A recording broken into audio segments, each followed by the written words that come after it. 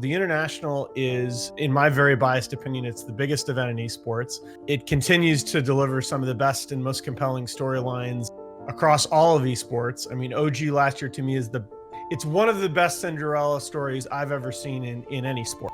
At the same time, the footprint that TI takes up relative to the rest of the year grows every year. And that to me is a problem. For the past 9 years, Dota 2's The International has had the largest prize pool in esports. But each year, teams and players outside the International struggle to earn enough across the rest of the season. Dota 2 analyst and former economy professor Nahaz tells us his thoughts on the long shadow cast over the Dota 2 scene.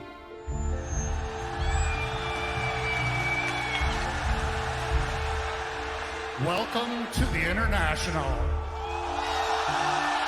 TI this year represented the largest portion of the total prize pool in Dota that TI has ever represented.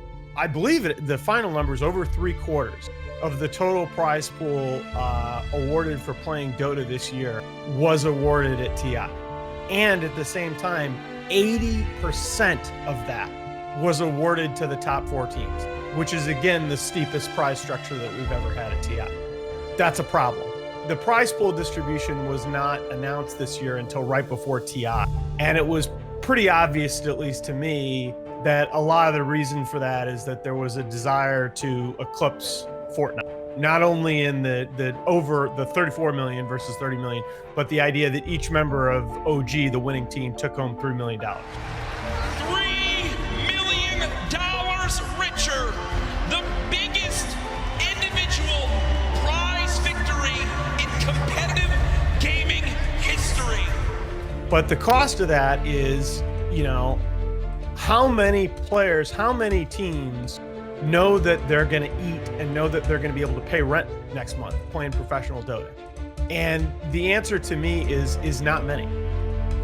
I don't think TI necessarily being the mental focus or the storyline focus or the convergence of the season is a bad thing. TI can be the brass ring without being ridiculously overrepresented in terms of financial rewards. And I don't think that's a bad thing.